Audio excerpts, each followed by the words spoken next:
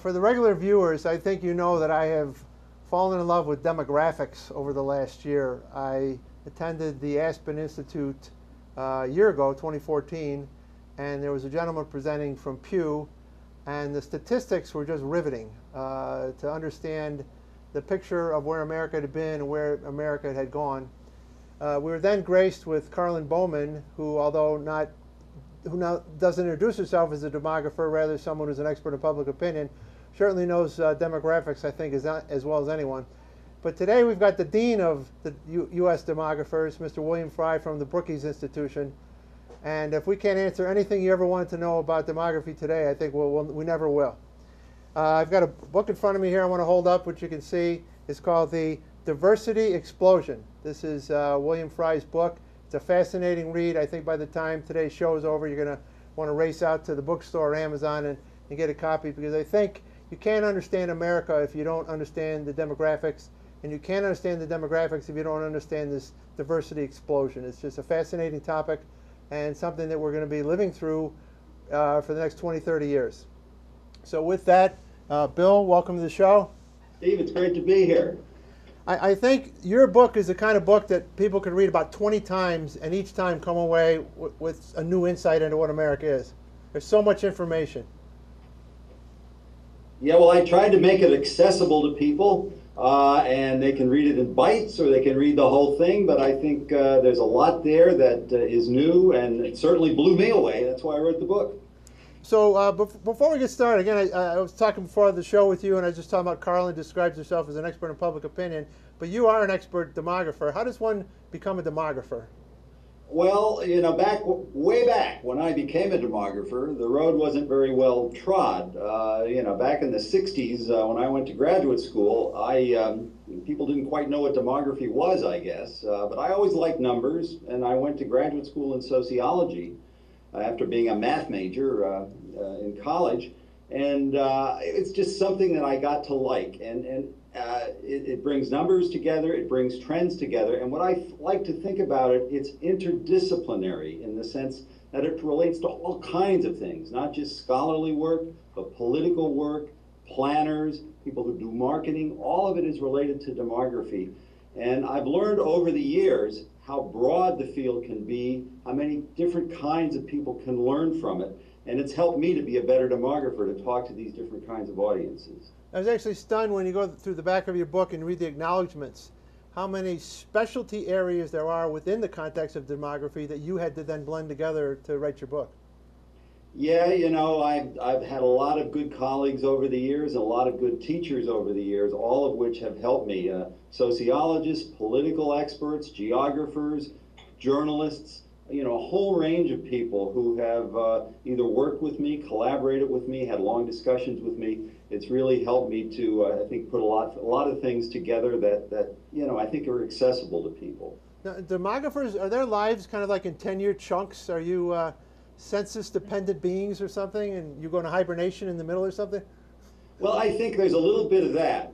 You know, I like to say that this is my 5th decennial census, the 2010 census, which is largely a basis of this book. And it's true, you kind of gear up for it. I mean, there are numbers now coming out all the time. All you have to do is read the paper every day. You see pie charts and bar charts and everything else. But the real numbers, the numbers that you really need to pay attention to, come out every 10 years with the decennial census. And it's true. That's the bet. You know, we're celebrities every 10 years.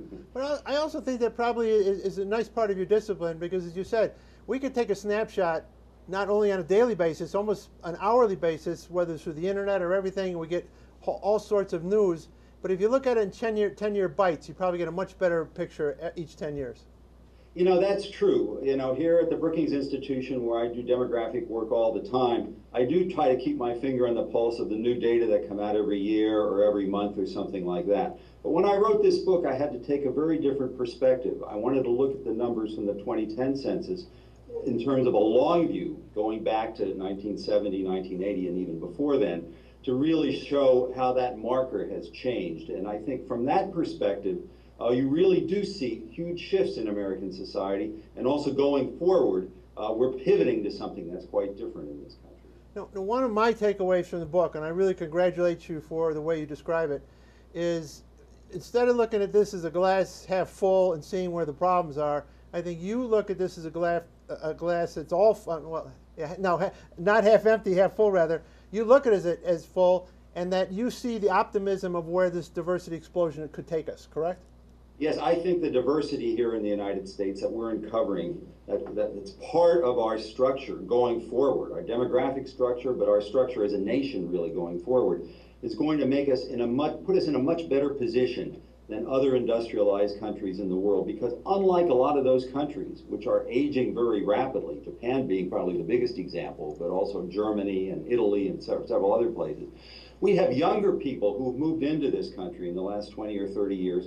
They're not Anglo-Saxons necessarily. They're people from Latin America. They're people from Asia. They're now people who are mixed race because they're children of these folks. But they're younger, and they're adding youth and vitality to this country, which will pay important dividends in our labor force and in just our general vitality as a country, as these other countries get a lot older. So I just think, you know, it's a gift that we have this youthful diversity in the United States that a lot of other countries don't have. And that's what I wanted to tell people about in the book. Yeah, in the introduction, I mentioned this lecture I heard a year ago. I think it was Paul Taylor from Pew, and he was showing actually the inverted pyramids or the different shapes of the other countries' demographics, and how ours is just spectacularly better, assuming we educate the population and do it right. Yes, that's true. That last part is very important, and that's a message I try to put through different parts of the book, that we really have to invest in this younger generation. It's something that I think some people don't realize how important it is. You know, the idea of diversity in the United States, racial diversity, I think some people understand, probably a lot of people understand, but they don't understand how crucial and essential it is for us to be successful going forward, to embrace these younger generations and make sure that they're better prepared than a lot of them have been to enter the middle class, to get good jobs, and to make the country as a whole, not just themselves, but everyone, all of us, especially seniors, who are going to rely on them to be able to contribute to the retirement system and to health care and so forth, to make us all better off. It's an important investment, but if we do it right, we're going to be in very good shape several decades down the road. Now, I don't want to mischaracterize anything in the book, and I have my own takeaways, so please correct me if I don't interpret the data. But one of the things that came with is that there's essentially a picture of three Americas within America. There's the melting pot, the new Sun Belt, and the heartland. Is that a fair characterization? Yeah, that's right. Now, you know, about 20 years ago, when the immigration started to be really felt in the United States, especially from Latin America, but also from Asia, a lot of those new immigrants and their children tended to be clustered in certain states and in metropolitan areas, in California, like Los Angeles and San Francisco areas in the state, or Texas, like in Dallas or Houston, or in Florida, like in Miami. And back then, a lot of people were thinking, you know, maybe this country is going to become balkanized or fragmented, that we're going to have all these new Americans just stuck on the coasts, or maybe in New York or in Chicago, and everywhere else it's going to be quite different. It wasn't a good scenario necessarily for us politically, or as a country that's going to be much more homogeneous in their population. But after a while, these new minorities started dispersing to all parts of the country, you know, Colorado, Nevada, Arizona, and in the East Coast, in Georgia, North Carolina, and so forth. So, you know, the picture that I put in the book of the three Americas that you suggested, the melting pot America, which is made up of those initial destinations of immigrants and new minorities, the new Sun Belt are the places where this dispersion is most apparent, largely in the southeastern part of the United States, but also in the mountain western part of the United States. People dispersing from California off into the mountain west, people dispersing from New York, the northeast megalopolis, and Florida into the southeastern part of the country. That's the new Sun Belt. But then there's the rest of the country, which I call the heartland, a very slow growing part of the country. It had been then, it continues to be. And they're also beginning to receive some of these new minorities coming there. So those divisions were much more distinct 20 or 30 years ago when I started writing about this. But as I say in the book, it's starting to blur together. And places like Colorado, places like Georgia are beginning to feel this kind of diversity in a way that they hadn't 20 or 30 years ago. And increasingly places like Nebraska, you know, or South Dakota or Minnesota, places where you didn't have a lot of diversity, at least of the new minorities many years ago. We're going to see much more of that in the future. So that's kind of the point. We have these kind of three different mega regions, but they're starting to blend together.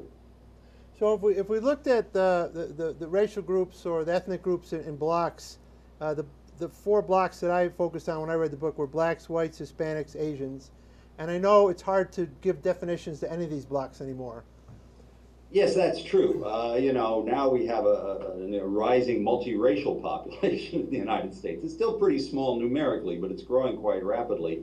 But especially when we see that about 4 in 10 new marriages involving Hispanics are multiracial and about 4 in 10 new marriages involving Asians are multiracial, you can see where all this is headed. But it's true, I have separate chapters about each of those 4 different racial groups, and I can talk about each of them if you like, and just give you a little heads up if you'd like. Yeah, that's what I wanted to do. I picked out a little tidbits from each that I think are relevant, and I can ask you about, but I certainly would want you to preempt me and maybe give highlights that you think are more important. For instance, when I'm looking at the section on blacks, one thing that I would take away in mind again was you mentioned there's a very large component that's becoming middle class. It's almost as if there's 2 layers within the black population. One that's expanding the middle class, and one's kind of stuck at the lower class. Is that a fair representation? Yeah, I think that's right. I mean, if we went back to, say, the 1960s, and certainly for many decades prior to that, the black population was highly discriminated against. They lived in what I call a ghettoized residence pattern in the United States, really separate from most of the white population in the U.S. And beginning in the 1960s with the civil rights movement and the kinds of laws that were enacted there, giving more minorities, all minorities, better access to jobs, to public accommodation, to voting, to housing, and all of those things. There certainly was arising from that a black middle class population. It's especially pronounced when you look at educational attainment among blacks, whereas there was a very small percentage of blacks back then who had graduated from high school. And if you look, graduate from high school and also from college, it's a bit higher from high school, but from college it was very small. That's increased over time, but there's still a huge gap between black high school and college graduate, between black college graduation and white college graduation. And you can see that in all kinds of ways. There are now more blacks living in the suburbs and living in the cities. There are many more professional blacks than there were before. At the same time, there's still a very large segment of the black population that continues to be highly segregated, that continues to live in poverty, that continues to live in households that are female-headed households. People have difficulty in making sure that they can have good educations for their kids, making ends meet, good employment, and all of that. You can look at the poverty statistics every year when they come out, but especially becomes accentuated during bad economic times, as we saw during the Great Recession. We really haven't gotten out of that very much with respect to the poor black population in this country. So there's kind of a segmentation going on in the black population today. But I think there's hopefulness in the sense that compared to 1970, things look a lot better for a growing part of African Americans in this country. And then within this community, there's a large migration north to south? Yeah, I write extensively about that in my chapter of blacks, because I think this is a real pattern that a lot of people aren't necessarily familiar with, and it's going to continue. You know, 100 years ago, we had blacks leaving the South because of the bad economy, because of discrimination, because of all kinds of things, because jobs were opening up in industrial northern cities. And that continued up until about 1970. But starting in around 1970, there was this kind of reverse migration. It started just as a trickle a little bit as jobs started opening up in the South and as northern cities became much less hospitable to the black population. There were race riots and everything else going on, but more importantly, jobs weren't there for African Americans. And there was this kind of push out of northern cities and to a little bit from western cities at the same time for blacks moving back to the South.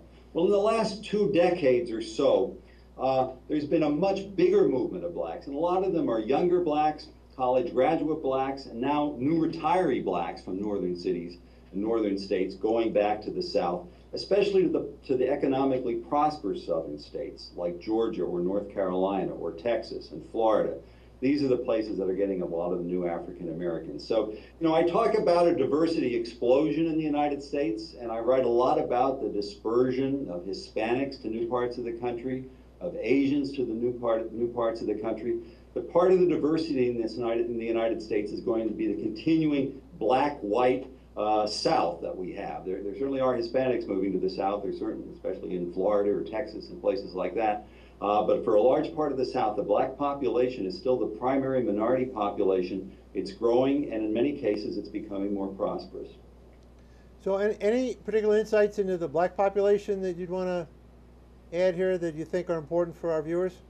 Well, I think people need to understand that there is a segment of the black population that's going to do well, that the black suburbanization and black movement to the South are two crucial movements of African Americans that we didn't know about 20 or 30 years ago. In fact, the black suburbanization, or the black flight, as I call it in the book, is something that really has happened in the last decade or so. Most big cities that have large black populations have seen those black populations decline since the 2000 census. And that means there's many more blacks living in the suburbs. But on the other hand, as I say, you also have to pay attention to the fact that, especially in some northern cities, there's a high level of segregation and a high level of poverty among blacks. So it's a half glass full, a half glass empty. We have to keep our eye on both aspects of it as a country. So then we move to the white population, clearly an aging population. Yes, I think the message of this book that people, if they don't know it, are going to see it as a big takeaway, is that the white population in this country is very slow growing, it's aging very rapidly, and in about 10 years there's going to be an absolute decline in the number of whites in the United States, as there is already in a large number of counties in the United States. When you have a slow growing population like the white population is in the United States, and one that's aging at the same time, when one place loses whites as a result of migration, say from a rural area to some urban area somewhere else, there isn't a lot of fertility or immigration to make up for it. So you actually have a loss of whites in those places. More than half of the 3,100 counties in the United States lost whites between 2000 and 2010. And that's continuing according to recent estimates that came out of the Census Bureau. So that white loss is particularly acute among the younger part of the population. And that's why it's so important to have these new younger people not only staying on the coasts, but moving inward to other parts of the United States. The part of the white population that's growing, however, are the whites who are becoming age 65 every day, us baby boomers, who, still a large generation, but it's getting older. And as the younger part of the white population is shrinking, the older part of the white population is growing.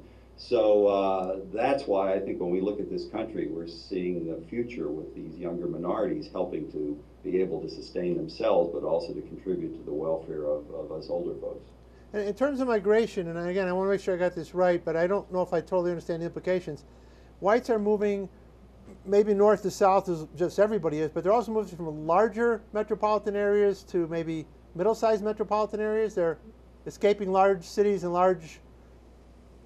Yeah, the main patterns for whites are largely the patterns that we see for the general population, moving to the Sun Belt, the Southeast, the Mountain West, that part of the country, leaving coastal areas that are very expensive. You see a lot of whites leaving the coastal California or the New York metropolitan area, because I call it a middle-class flight, really. And where they're going is to these Sunbelt areas, but when they get to those Sunbelt areas, they're not going straight to the city by and large.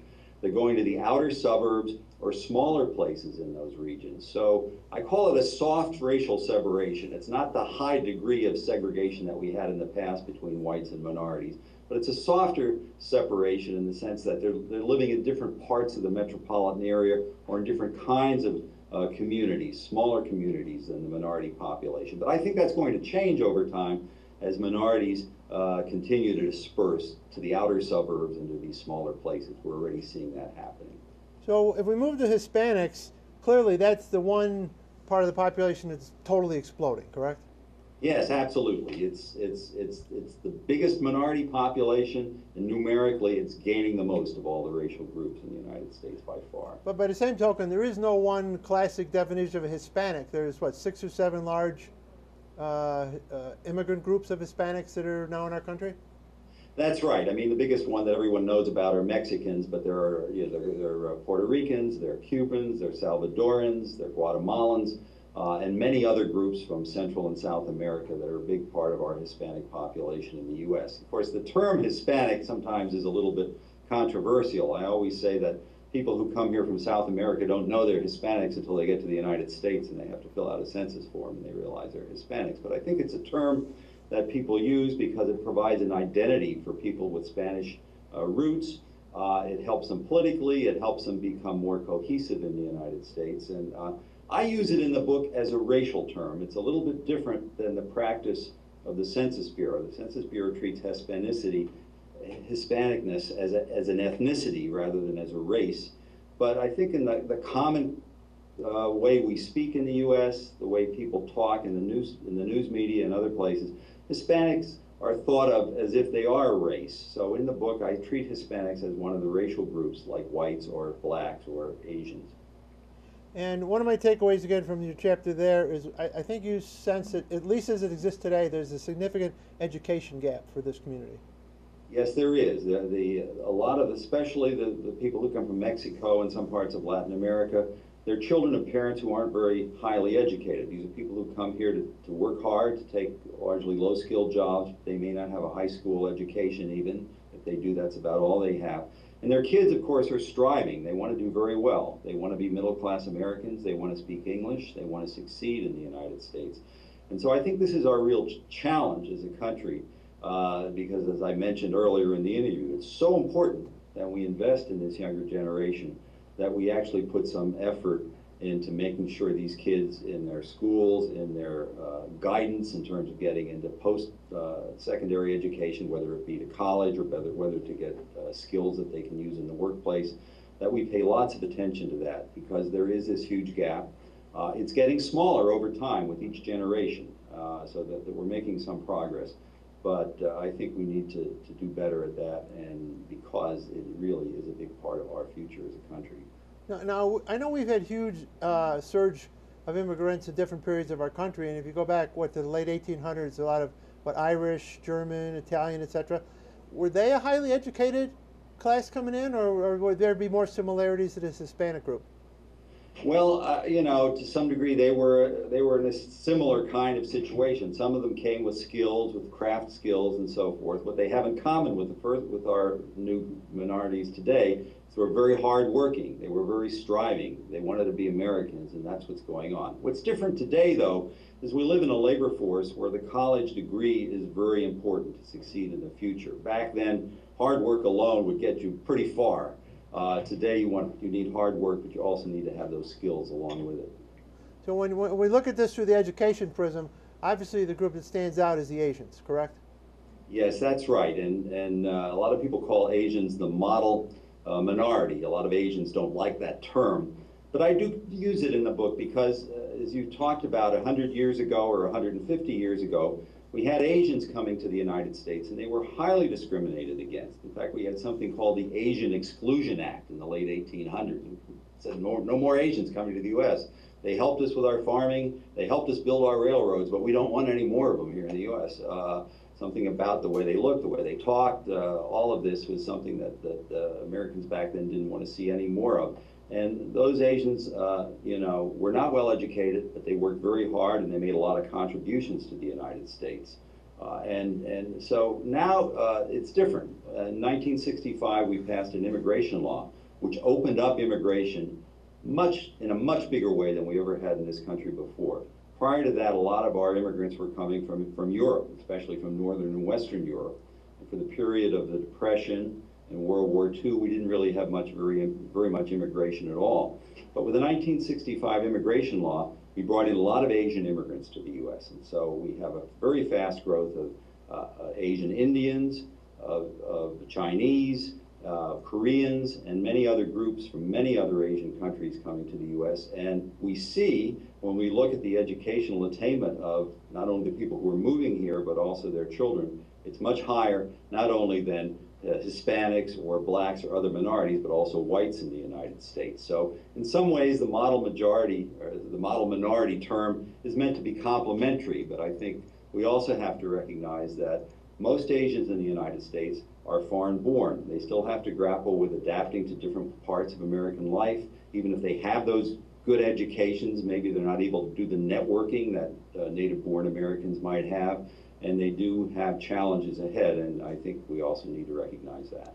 And another takeaway with this particular group is that their ability to maintain the family unit seems to be stronger than other groups. Yes, the Asian population does have a very high percentage of what we call full families, two parents and one or two children or more, and I think this is, different people, different nationalities, different cultures come to the U.S. and maintain for a while what's the norm back there. It's also the case for different Hispanic groups as well. What we find, though, we've seen with Hispanics, we'll get to know more about Asians as more of them become second and third generation Americans, that over time they become Americanized a little bit, have higher divorce rates, more single parent families and so forth. But today, the Asian population is one that does have a more traditional family structure. So you and I agree we're going to do a segment here on the book, and then we're going to do another segment on politics. Before we go there, I'm going to throw you a bit of a tough question, or maybe it's a softball, I don't know. We're about halfway through the decade, and if you were going to write an addendum to the book right now, whether it was a pleasant surprise or an unpleasant surprise, what would that addendum say? Well, I think that, going forward, we're seeing that remember my theme was the white population is aging very rapidly. I think it's even aging more rapidly than I thought when I wrote the final words to this book a year or so ago. And people are less likely to understand that. And I think when we look at the results, there is a political aspect of this. When we look at the results of, say, the 2014 midterm elections and the kinds of candidates that won in those congressional districts that might be called Tea Party districts or more conservative districts, there's a big emphasis on lowering taxes, taking away government support, especially for things that will help younger people, younger families, and as we know, most of those are minority families. So I think the message has not yet gotten out there to enough people that this really is our future. And as these older populations, not just older whites, but older people in general, see the youth in a good light rather than in a light that somebody's taking my tax money away or something like that, we're going to be a lot better off. And so I see the trends perhaps not going in as positive a direction as I'd like to see them go, but I still am optimistic in the long term. And Bill, that answer is a great segue. We'll take a quick break here and then come back and start drilling down a little more on the political side, if that's okay. Sure, that's fine. Thanks.